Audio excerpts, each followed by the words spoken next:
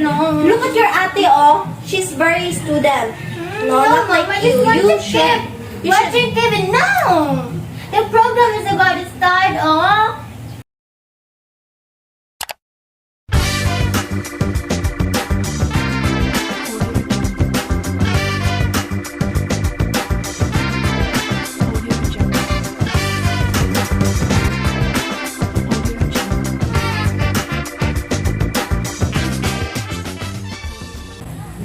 In every child lies the bright future of the world, and so each of them should be nurtured well and given attention to. Welcome to another episode of MARIETALKS. Another day, another opportunity for us to shed light on the relevant things in life.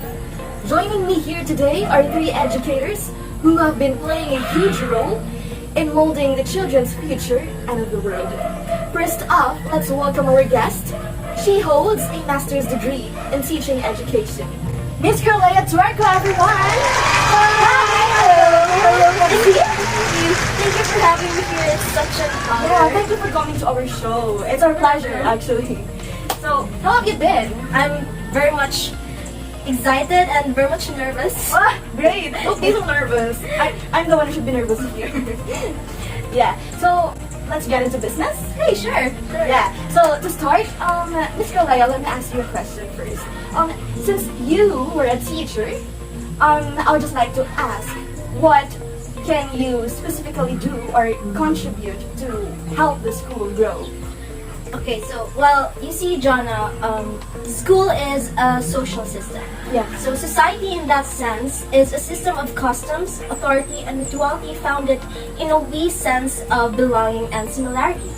So as a social system, the school aims to prepare the students to occupy social roles according to their capacities after leaving the school. So the term system connotes an organized structure of components and their connection. Every component has a specific place and function in the arrangement. So to help the school grow, we should help the social system enhance first. Yes. And can you please elaborate that idea? Sure. So there are many elements of a social system. First is social systems are open systems. So a community having movement between social classes is referred to as social open system. So the term open systems theory basically refers to a notion that organizations are influenced heavily by their surroundings. So other organizations that impose diverse economic, political, or social factors make up the whole environment. So the environment also includes important resources that help the organization survive and change. So the school as a social system is also an open system. It cannot just stand on its own, thus the government is there to help. The government is another social open system. So the school is influenced by the government's management. Yes, so therefore if the government's management fails, then the school will be heavily impacted, right? That is very much true. That is right. So, but although they heavily influence each other, they also serve interdependent parts. Social system consists of interdependent parts, which means that all individuals are entrenched in a social framework where personal acts have implication for others and others' behavior reflect on the self. So, individuals who have common objectives and whose outcomes are influenced by the activities of others are said to be socially interdependent.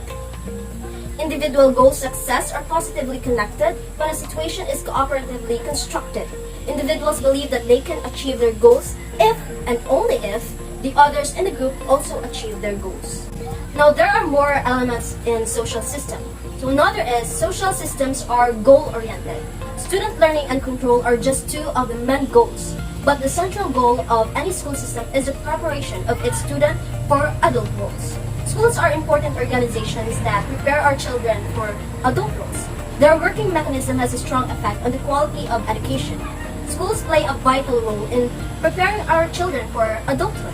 Many ideas have been proposed to reveal the nature of school groups. So, school as a social system has a goal to produce efficient students that prepares them for actualization of labor. Yes, you're right. So, also, school has a lot to offer for the betterment of the students. Yes. And that is actually one of its goals as a social system.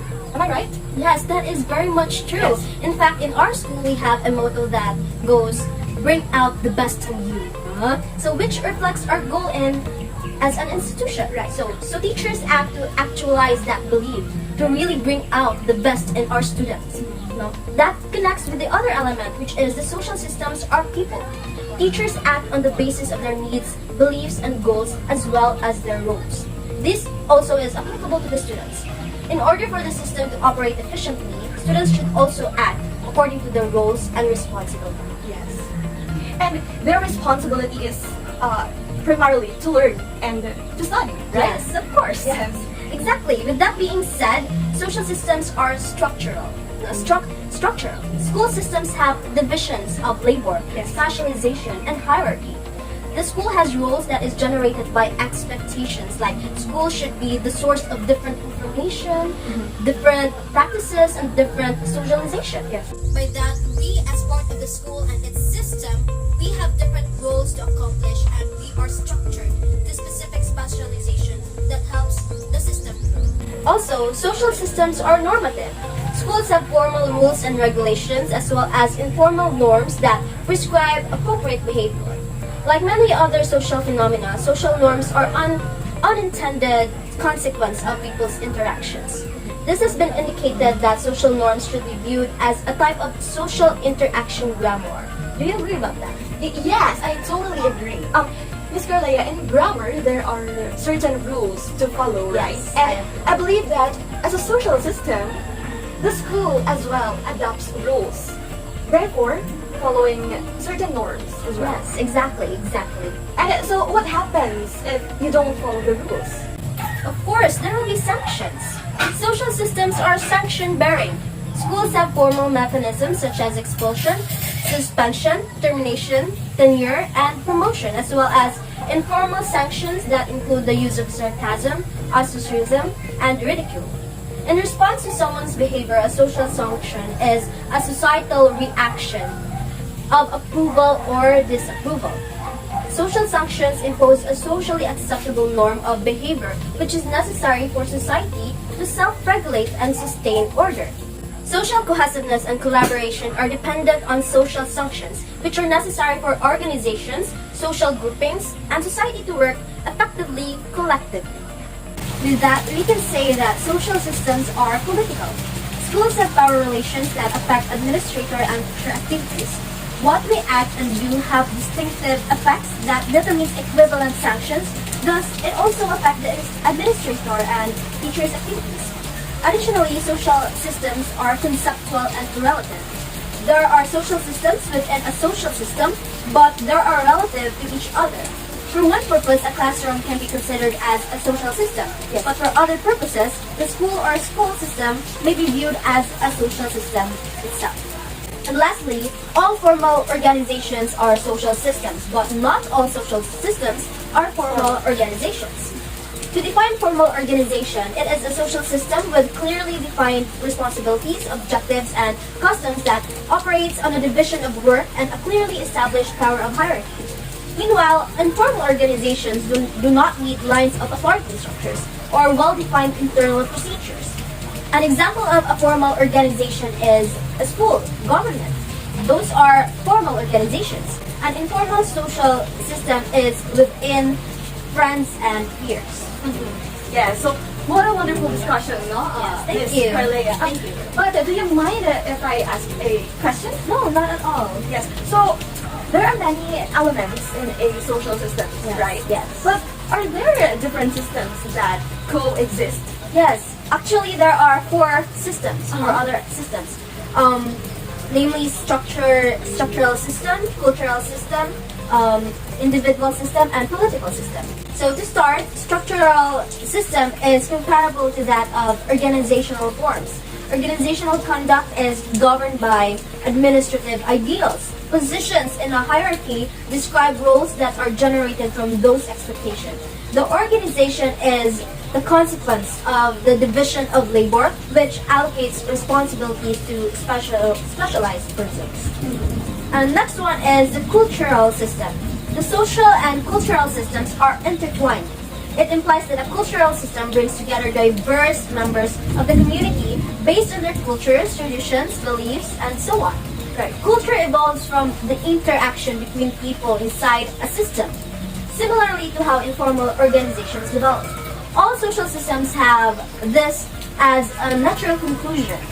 Cultural has a huge impact on behavior because it establishes individual commitment to common norms. In all other words, culture refers to the unwritten emotional component of an organization's values, conventions, and beliefs. Culture is the collective programming of an organization's members. Third is the political system. Politics in organization is very much unavoidable. Within an organization, politics comes through the interaction of authority and power. In an organization, there are three sources of power. The structural system generates formal power, the cultural system generates informal power, and individuals have the power to expertise.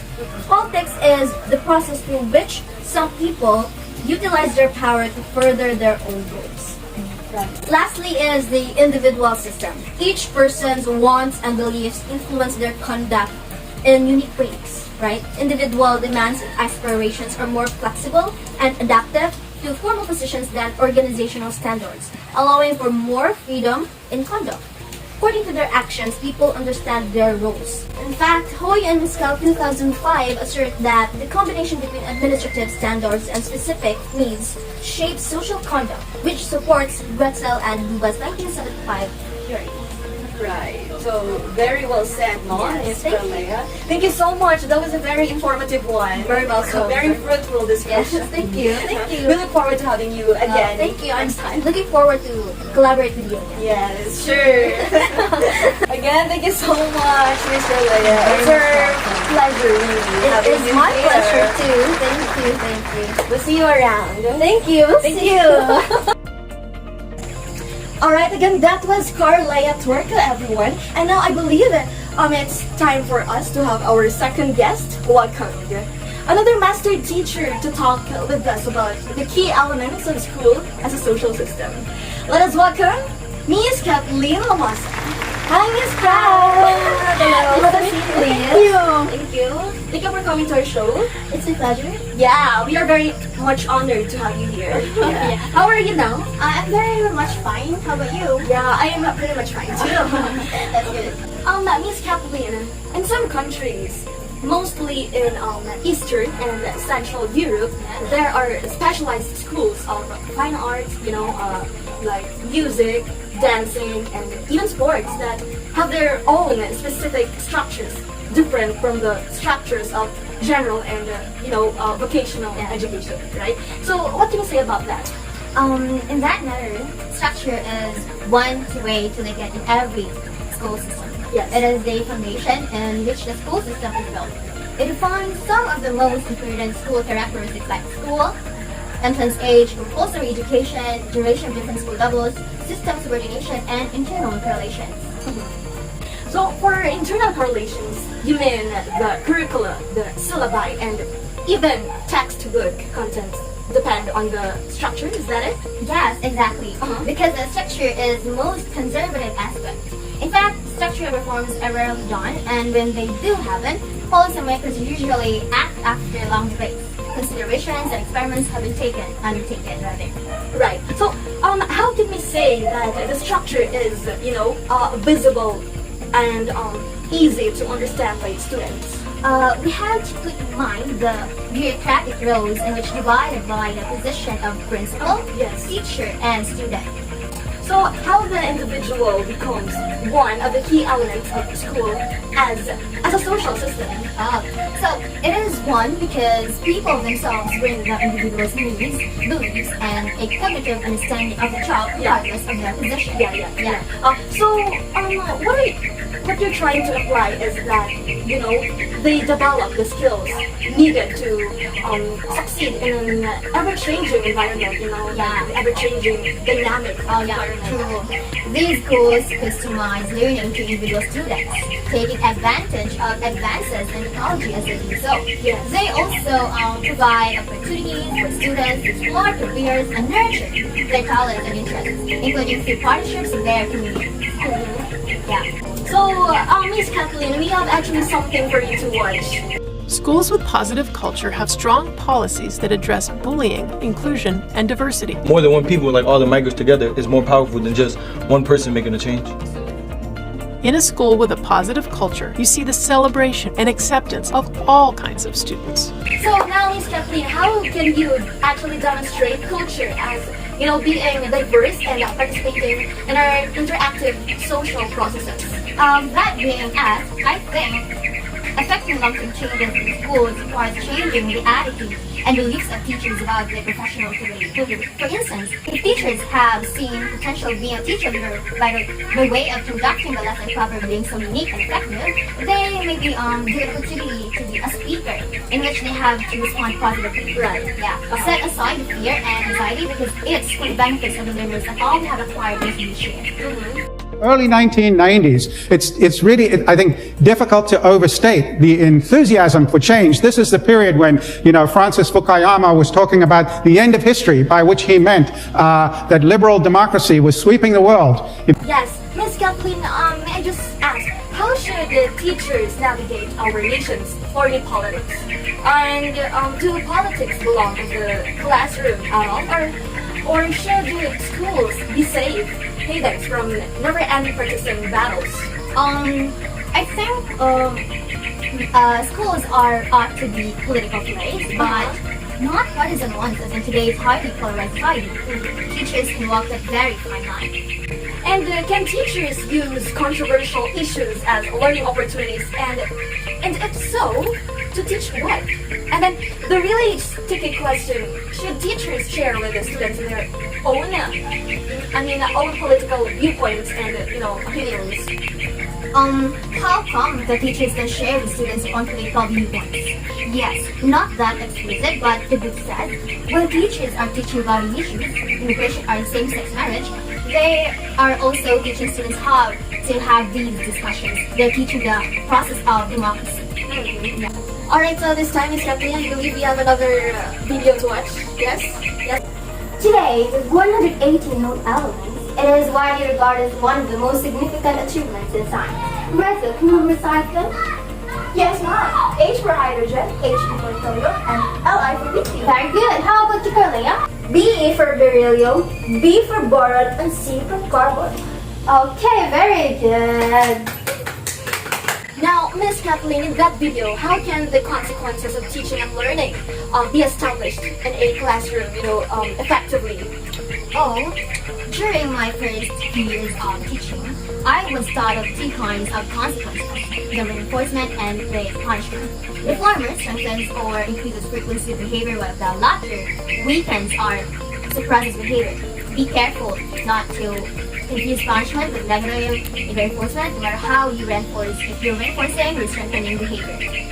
Yes, and now as to the environment, on the other hand, how to make the classroom conducive for learning. Because, challenging school environments and the significant social-economic barriers learners face make it difficult, for teachers to create an ideal learning. With that being said, I guess we can achieve a dedicated classroom and can control the teaching space and reorganize it intentionally, like putting corners, setting setup, outside space, and igniting creativity with blocks. Yes, right. And goals are the reason classroom activities are designed, right? Yeah. So without clear goals, classroom activities are, without direction. So do you agree with the statement? Yeah, because everyone involved in the learning process must know where we are going and why the work matters. Right. Yeah.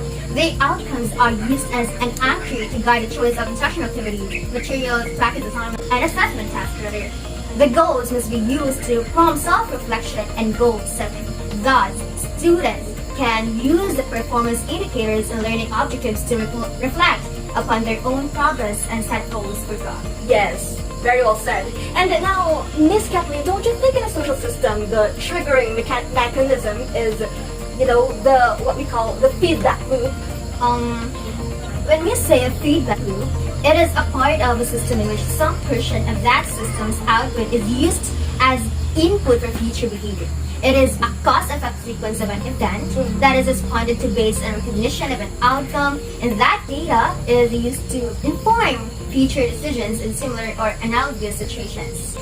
Now, can you actually briefly state the feedback loop operates? Yes, of course. Generally, they have four stages. The first one is the learner receives input as an external stimulus or observation of some kind. The next one is input is stored as data. The third one is that data is analyzed and conclusions are drawn by the learner. And the fourth one, which is the last, the learner anticipates future application of those takeaways in future decisions. That's a feedback loop. Right. Very well said. My mind is now enlightened. Well said, Miss Kathleen. That was another very informative one. Thank you so much. Yes. And also, we look forward to having you again here. Thank you so much once again. Thank you so much again for coming to our show. So I just hope that our viewers have a lot of takeaways from our topic today. Yes. So thank you so much again, Miss Kathleen. Thank you so much, Miss Jona. It's a pleasure. Alright, stay tuned mga Kamari Talks because we are now down to our very last guest. Everyone help me welcome Ms. Rezil, Jaya, Manuel. Thank you so much. It's such an honor for me to join you here today, Ms. Marie. Very much welcome. It's a pleasure actually, Ms. Rezil. As a matter of fact, I'm very much excited to discuss the school and the community with you today as we were able to discuss the social systems with our previous guests. Yes, I've watched it. Actually, it was an interesting discussion. I definitely agree. Anyway, should we begin our discussion now? Yes, of course. So, Ms. Rezil, community is a common term, right? But is actually rarely explained precisely. Its meaning is ambiguous and its connotations are numerous. What is really community and its relation to the school as a community? Well, that has always been a question that sometimes lingers into our minds as we progress in life and became part of a community. When we say community, it's already part of our life and may have a negative or positive impact in our life. Communities can be found and formed almost anywhere. You may be unaware of it, but you are part of a community based not only on location, but also on your lifestyle, religion, education, heritage, and your abilities. The school is frequently discussed in terms of its relationship with the community, implying that the school is something separate from the community. In fact, the school exists within a mosaic of overlapping communities and is capable of functioning as a school, or as a standalone community. With that being said, a school as a community must be inclusive, meaning a school community is an assemblage of the people intimately associated to a school, such as the teachers, the administrators, students, and the students' families.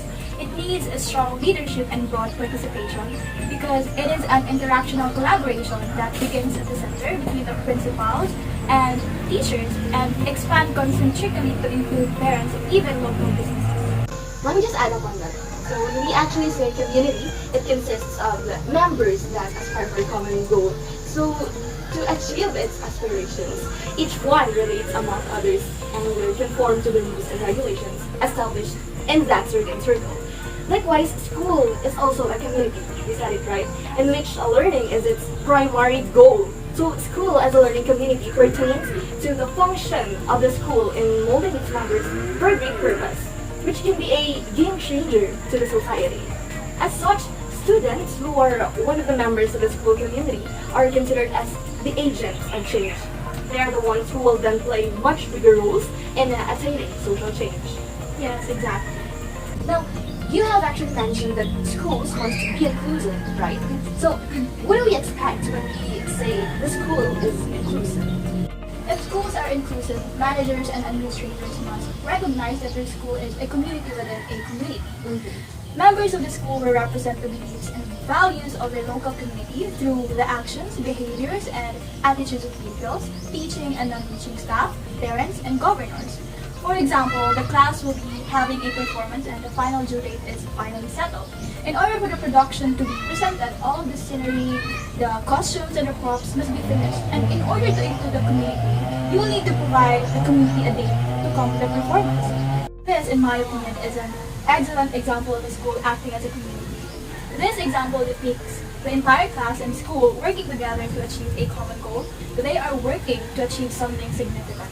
And that is to say that when a school functions as a community rather than a community, its constituents, the students, the parents, the teachers, and the staff associate with one another and share a common goal and value about their children's education. Thank you for that comprehensive response, Ms. Rezil. And it's clearly defined that high involvement and participation is crucial in effective school, especially the objectives and goals of the school, right? So, what are the purpose of these goals? First is the reflective, in that the school reflects to the local community, sharing key players in their beliefs and values.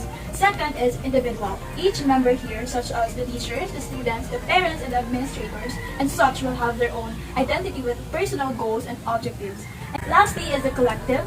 This is the shared understanding of common beliefs and values that will create a sense of community bound together by a recognizable identity and geographical location. Students, teachers, parents, and supporting agencies must interact with one another as active participants in the school's everyday life, sharing an awareness of the school's aims and goals, and that must be met in order for the school to be successful. Yes, and in line with that, since school is a learning community, actually it possesses its elements, right? So for a school to function well, there are certain elements that fuel it. According to Hyatt Michael in 2001, schools are an avenue wherein it functions as servant leaders, nurturing its members. So learning communities mold the young and the innocent minds of the students for them to be aware of the essential things and acquire relevant knowledge, which is of great use in their future and that combinations. Secondly, schools have a shared moral purpose in the sense that it works harmoniously and each member affects each other to achieve a purposeful end. And then third, schools promote trust and respect within each other as the members perform their respective roles. So as the educators educate, they take into consideration the capacities of their learners. And the learners, on the other hand, respect their teachers and establish strong yet good rapport with each other. Lastly, schools are a great avenue for establishing collaborative effort towards attaining progressive results. Well said, Jona. Those are actually significant elements that shapes the school. Yes, precisely, Ms. Rezil. The relationship between the school and the community appears to be dynamic rather than stagnant, right? Yes. Successful schools recognize the importance of cultivating positive, cooperative relationships with the environment in which it operates. I want to know, what are the possible patterns of connection between the school and the community? Actually, there are three. First is the closed door pattern. Teachers find it difficult to deal with parents who are not qualified to provide parents feedback about what is going on in school and hence feel frightened when meeting the parents of their students. And that is according to Goldenberg and Halabi of 2003. As a result, instructors prefer to remain distant from the neighborhood and their students' parents. Therefore, the fact that the school is in charge of educational and social development, a child's problems and its community's involvement. The school requires community feedback, and without continual input from parents and the community, the school will be oblivious of changes in the systems, unable to adapt itself and its curricula to these changes, and it will continue to deteriorate. Second is the open door pattern. For many teachers, an open door pattern policy indicates that a school leader is approachable, open to input, and willing to provide a direction to those who want it. The effective administrators are those who are open to new ideas, cooperation, and assistance. Many school administrators achieve this ambitious aim by implementing the open door policy that allows teachers and students to come freely whenever the door is open. And lastly is the balance pattern. It is assumed that existing personal relationships between the school and the community, as well as maintaining a social distance, should be balanced on various levels and states, and in order to achieve the desired academic goals optimally. As a result, the balance pattern is a state theory that aligns behavior patterns, the relationship between the school and the parents, in various states. This means that the degree of closeness or distance between them is determined by the school and the parents in order to meet their educational and social goals to the greatest extent possible. When the distance is large, the school must bridge the gap and reach out to the community, and when the distance is small, the school must partially close its doors. Yes, exactly. And you've mentioned about the patterns in relation with the school and community. So I think I also have to share my point on the essential features of school as a learning community. So members are expected to be open and embrace each other, though it may be true that members are of varied culture and tradition, but still, everyone has to be cooperative and collaborate perfectly well in terms of decision making. So members' unique cultural roots and experiences could be a channel to see where they could meet and, innovate ideas based on their phenomenological encounters. So learning community, according to West and Williams, that is on 2017, provides access such that it allows its members to have their ideas and interests gathered together for a purpose. Promotes relationship such that all members relate to each other and possess a sense of trust, respect, conformity, and understanding, often performing their respective functions. Next, it enhances its vision, mission, and goal for its members, and exercises its members' functions such that the educators to educate and facilitate learning, learners to acquire and transform knowledge practically, parents to give suggestions and feedbacks to the school's performance, and staff and personnel to assess and regulate the run of the school. Exactly, Jona. And yes, you've mentioned about the features of the school. Now, actually, school as a learning community embraces the idea of community of practice. Yes, exactly, Rezil. So, domain, community, and practice are the characteristics of community of practice. So, members meet each other on their common interests, which allows them to work well as their common grounds help them shape their goal and eventually achieve it through joint efforts, So, community in the sense that everyone welcomes each one's sentiments, ideas, thoughts, and opinions towards undertaking their endeavors as a whole. So in that sense, it would be much comfortable for them to move, knowing that they are in an understanding space and work will be efficient that way, right? So lastly, it is a practice as the members regularly perform things that has to do with their interests. That way, ideas they have in common will be handed and be used as a guide for them in going through their tasks or whatever they are undertaking. So, members of the school are in the same way the actual practitioners of their interests. That's why members of this community should take into consideration the fulfillment of their roles and functions in the circle, so that the run of the school will be smooth and no further conflicts will arise. Yes. Well, actually, speaking of conflict, I must say, Rezil, that those are, inevitable. Challenges are side to side, really. So, as a community, it is usual to encounter a series of challenges along the way that may hinder school's progress in attaining its goal.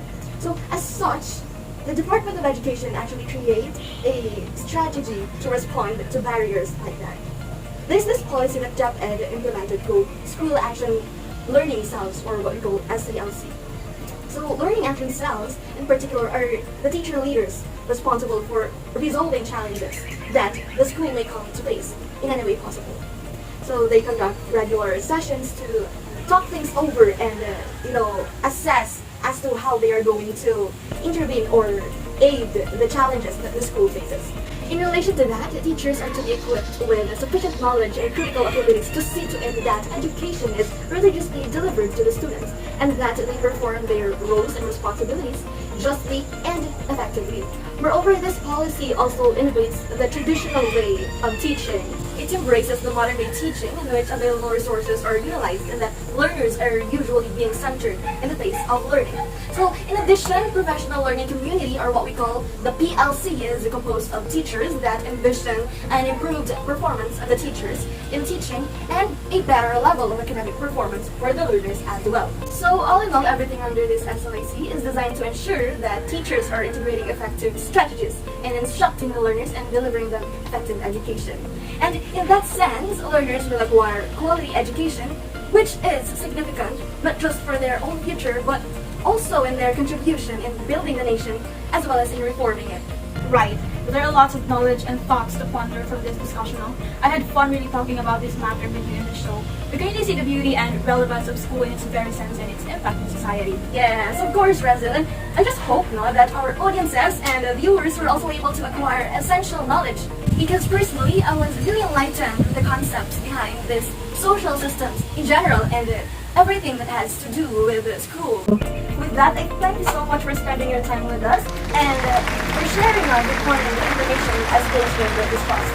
Also, we would like to extend, of course, our deepest gratitude to our other guests, Ms. Carlea, Tuerco, and Kathleen Lamosa. You guys have fed us with a lot of insights and points. So, in behalf of the management of MARIETALKS, thank you guys so much, and we are looking forward to having you again here.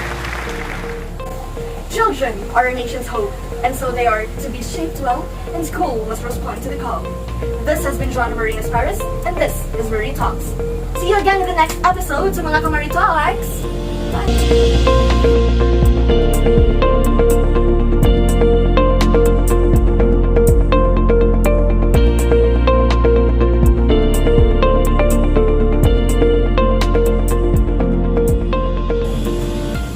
Unya, kasabot ka ato. No, Mama, it's very difficult for me to understand. That is why you should go to school. Okay, give me my bag now. Here, let's go.